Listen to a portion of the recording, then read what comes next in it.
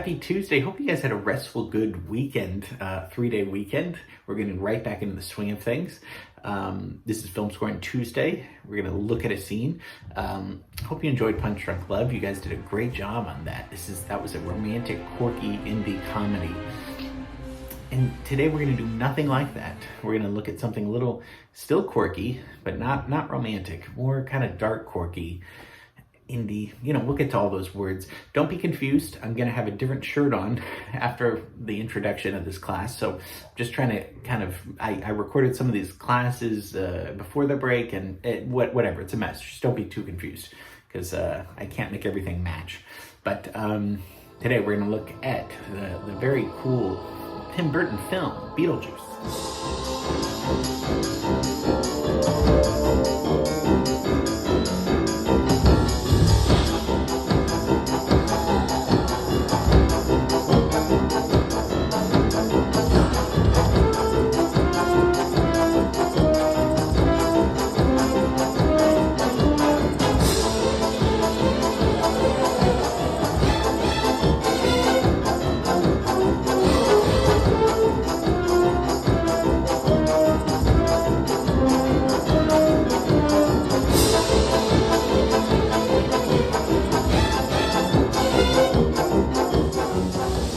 Beetlejuice, directed by Tim Burton. We've looked at Tim Burton. We've talked a little bit about him. Definitely, we did Batman a few years ago. That was the movie that he did right after Beetlejuice. This is 1988, though. American, horror kind of film, filled with fantasy, and got a great cast. Alec Baldwin, Gina Davis, Jeffrey Jones is hilarious. Catherine O'Hara, Winona Ryder, 17 years older than this, and Michael Keaton is Beetlejuice, right? Who supposedly ad-libbed 90% of all of his lines, all of his dialogue.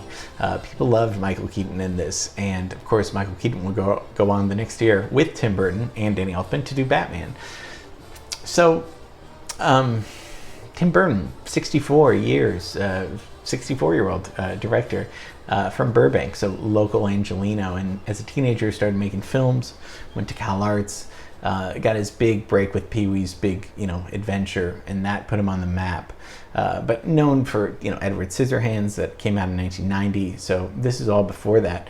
Nightmare Before Christmas, Ed Wood, a classic movie. German Expressionism is his style. He likes kind of gothic, right? Kind of Raven like gothic expressionism.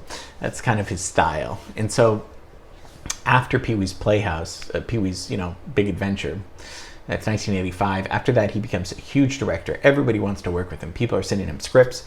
So he doesn't write his movies. He's an auteur in some sense, but he doesn't write them. So this script seemed very intriguing to him. So let's leave LA. Let's take our map and go over to Vermont. It's the fictional town is Winter River. It's in Connecticut, but all the scenes were filmed in this little town, and the house is really cool that they filmed in, but it was torn down afterwards. But mostly all of the movie was filmed in sound stages in Culver City. So the story is basically these two, Gina Davis and Alec Baldwin. They're the couple that lives in this house, and they die early in the movie, and so they haunt their home because these new people move in, the kind of yuppies, kind of these, and they change all the things, and they don't know that they're dead yet until they are in their house and start trying to talk to them, and they don't see them. Nobody sees them, and they're like, "What are they doing?" And they're like, "Oh no, maybe we died, but we're still in this house." And they don't like that they're changing it, except in one of their daughters, or their daughter, Winona Ryder, has this sixth sense. She can see them. She can talk to them. She's the only one that can relate to them. And they just want these people out of their house. They want it back. And so how do they get that? They get this guy, Beetlejuice. It's this little town model that Alec Baldwin's character makes, and they get all these little signs that there's a little man working in there. We'll get to the scene, and that's when you say his name 3 times. That's when Beetlejuice appears. This is hugely successful. $15 million budget, which is really a lot, but makes $75 million, close to $75 million. And we need a great composer. We need a great score. Just the opening credits, the theme that we just saw is terrific. Danny Elfman, I mean, Burton and Elfman have teamed together for almost all of his movies, I think except 3, but hugely prolific, both of them together. And we almost each week we talk about how their, composers and directors are paired. Burton was a huge fan of Oingo Boingo, and that's what Elfman was, the leader of. And it also has some very funny songs, Harry Belafonte songs, Deo, the Banana Boat song, and then Jump in the Line, which is calypso songs that are a lot of fun.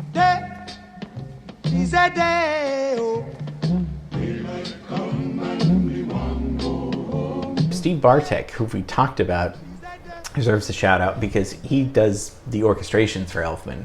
Without the orchestrations, you wouldn't really have, the orchestrations make up the score. You wouldn't really have a lot of that stuff.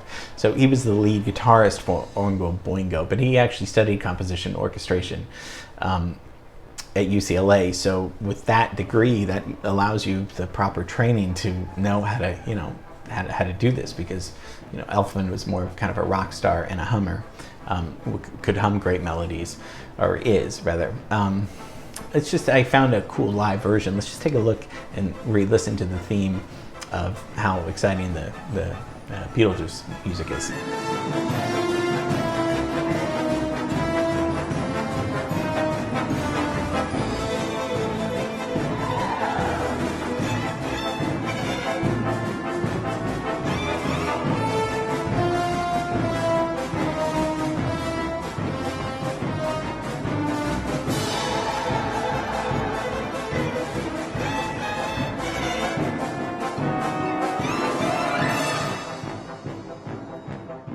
So we have a full orchestra. So how do you make a full orchestra? Same kind of orchestra that Wagner and Mahler would use, a little bit smaller. How do you make that sound updated, quirky, fun? I mean, Danny Elfman's style is very, mostly for this kind of music, very funny, quirky music.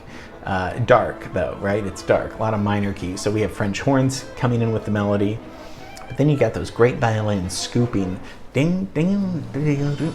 Sounds like Psycho. It reminds me of Psycho, those strings. You have clarinets, trilling. It's kind of like this, surreal marching band type music, because it's like a march. A lot of instruments are doing special effects. The scooping, the trills, all of these kind of things. So the scene that we're going to look at this is before they meet Beetlejuice. They've heard the name, and they know that if they say it 3 times, they're going to encounter him. And so they get sucked into the model where, they're just in their regular room, but then the model consists of Beetlejuice's village, his town. So why don't we take a look at the scene, and then we'll take a look at the scene without music. Adam.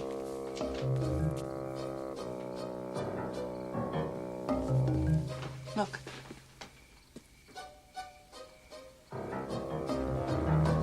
It's him, Beetlejuice. Beetlejuice. Go ahead, Barbara, say it. Beetlejuice! What happened? I think we're in the model. Hey, look at that.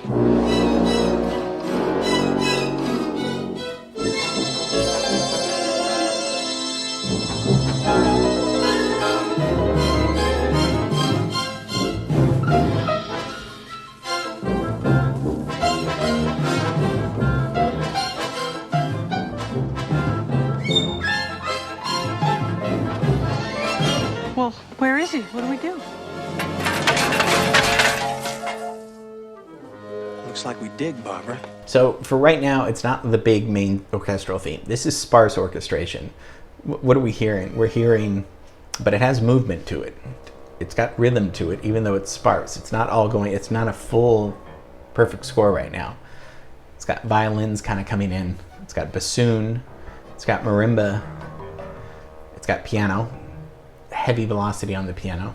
It's got bass clarinet. It's got low woodwinds, So it's sparse orchestration until it gets kind of scarier, until to kind of transport them.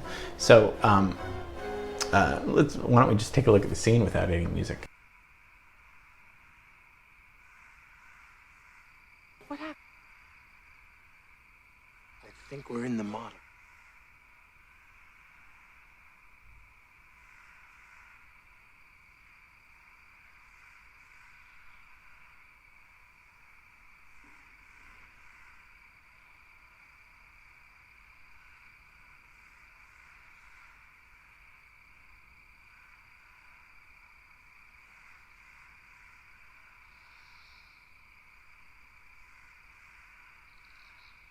So again, it looks kind of silly without music, because it's so obvious that if you were to show the producer this is the movie, he'd be like, great, so when's the music going to come? Because they can't have no music, can't have any music, whatever it's properly grammar, whatever the grammarly word is.